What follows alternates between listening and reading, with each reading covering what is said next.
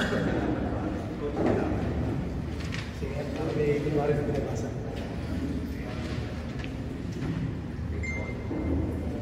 Good evening, everyone. Welcome to our post-game press conference. We have here Ishilano Kisig, Coach Dr. Santos, and Erica Santos, the Zero Super Fighters, who won the straight sets against the PLDT High State hitters. Coach, congratulations. A big win for the team. Ang daming pinagdaanan before heading into this match. But how happy are you and how did you play tonight against PLDT? Sobrang thank you kay Lord. Siyempre, sobrang happy. Especially nakabalik ulit din ako sa court. Tuloy-tuloy pag-galing. And then, of course, ang performance ng team namin, especially natin sa left and right ko, nakakatuwa kasi bumalik ulit yung laro nila na I'm sure matagal na rin nila nami-miss. And especially sa PLDT game. So sobrang nakaka-proud and happy na rin. Thank you, Coach. And for Erica, yung nasabi ni Coach, bumalik din yung laro. You scored 17 points in this game against your former teammate. What can you say about how you performed tonight for Signal? Thankful lang din ako kasi yun, nakuha na namin yung groove ng team. Nagko-connect naman, tapos hindi naging hadlang yung mga losses namin para makuha namin yung groove namin sa today's game. And for Ishi, this game you scored 50 points and 8 excellent hits and 11 excellent receptions all around the game for you. Ano lang din yung masasabi mo sa paano ka nagdali tonight against PLDT? Going to this match po, laging sinasabi niya coach na no pressure and nothing to lose. So, ayun, mas naging magaan po yung aura natin kanina sa game. Talaga nag-enjoy lang kami and reminder kami na before the game, pag nag-error, move forward lang. So, ganoon naman yung nangyari sa game, kaya happy and grateful ako. Thank you. The floor is open for questions. Coach, yung nga daming nangyari, can you take us through na paano napatay yung decision na magpalit ng import? And may update na ba sa Well, yung nangyari, so nagkaroon kami talaga na matinding deliberation regarding din sa bago mangyari ng game. Then yan, nag-decide na rin yung management, part ways na lang din muna. So yun, and we're so thankful din kay Eva sa effort and yung dedication na binigay ko sa amin. So I think for now, yun lang muna yung sabi ko namin sa report namin sa mga pero may ready na po? Well, may pinaprocess, may nasikaso. Hopefully, maging okay siya. For now, si team manager muna namin na nag-nasikaso. For Ishi and Erica, yung nga may mga challenges. Pero sa inyo, paano lang kayo naging matibay para sa team para makuha na itong first game? Siguro sa akin personally, nag-stay focus lang kami sa compose. Hindi namin na tinitignan kung ano yung past games. Siguro mas na-motivate kami para maging eager pa sa panalo. Isa pa din po is, binalikan namin yung mga games na nanalo kami, kung ano yung feeling din sa paglalaro namin. And niramayin namin yung bawat isa kung ano yung capabilities namin. So, ayun, nag-jet ulit kami ngayon sa game namin and nag-get namin itong game. Coach, bakit naman po ulit sa import situation na po? Dahil po sa i-impose mo ng liga na pwede na po reason na medical reasons or breach of contract and abandonment yung sa pagpapalit ng imports. Ano po yung official reason po on Signal's end kung bakit po kayo magpapalit ng import? Well,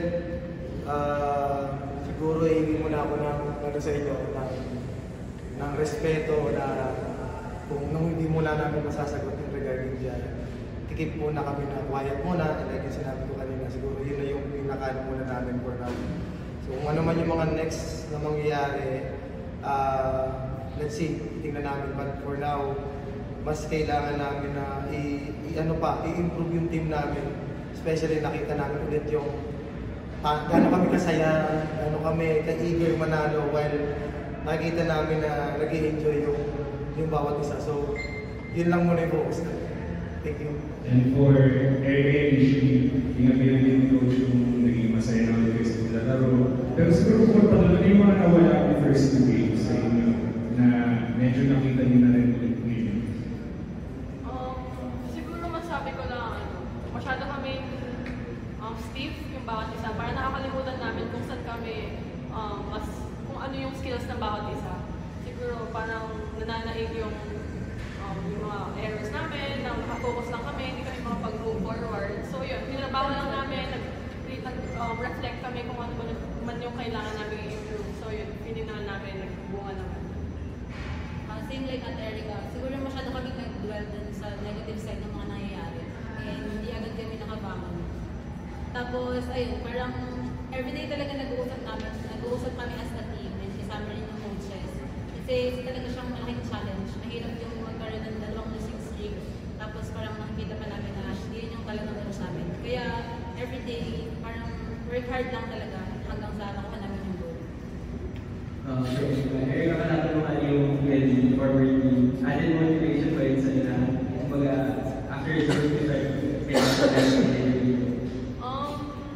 Hindi ako naglagay ng pressure. Siguro na-enjoy ko kasi parang ilang years din ako naglaro kasama sa kanila.